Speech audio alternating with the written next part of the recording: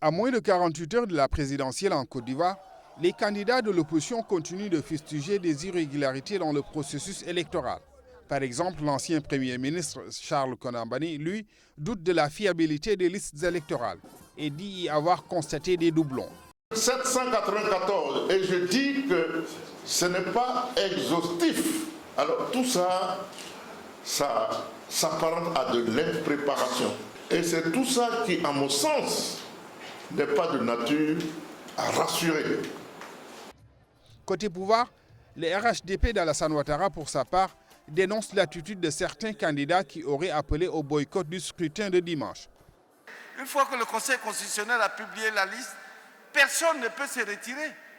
C'est une institution qui est au-dessus de tout. On ne se lève pas le matin, on ne s'amuse pas avec. Ils ne peuvent plus se retirer. On ira, on va donner leurs résultats. Ils feront mieux de venir battre campagne. Quand on va publier, on va dire c'est zéro, ceci, c'est clair et net. C'est par rapport à cela qu'ils veulent fuir.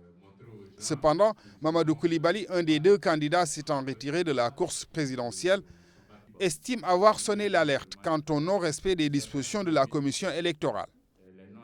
Tout est faux. Et une grosse machine de tricherie est mise en place. Aucun des textes n'est respecté. Mais si l'ONU dit qu'elle ne certifie pas, si l'Union européenne dit qu'elle n'envoie pas d'observateurs, nous restons être entre nous ici.